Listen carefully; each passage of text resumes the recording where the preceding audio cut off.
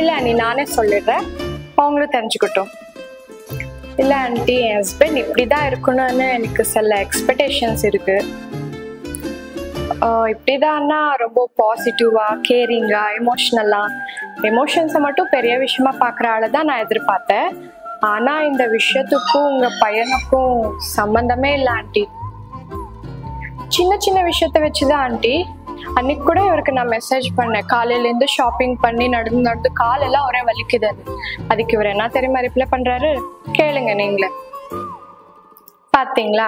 ஆனா நான் டோட்டலா வேற மாதிரி எக்ஸ்பெக்ட் பண்ணேன்.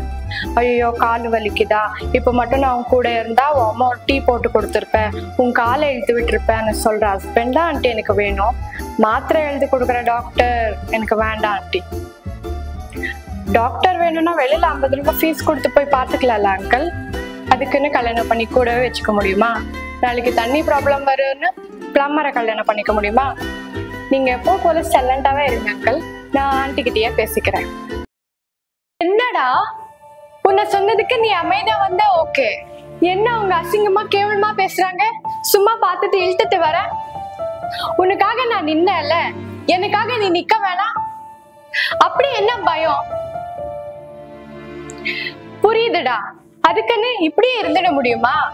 நல்லா மைண்டால போயிட வேண்டாம். போறேன், வருவாங்க உன்னை புரிஞ்சுக்க, என்ன தாண்டி ஒருத்தர். போடா. என்னால இதுக்கு மேல நடிக்க முடியாதுங்க. அதுக்காக ஒண்ணும் நான் உங்களை தாங்கி பிடிக்கல. அப்போ எல்லாம் நீங்க எனக்கு தூரமா இருக்கும்போது கூட பெருசா வலிக்கல.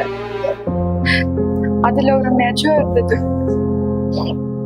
ஆனா இந்த 10 நாளா நீங்க என்ன காதலிக்கிற மாதிரி நடிச்சிட்டு இருந்தீங்க.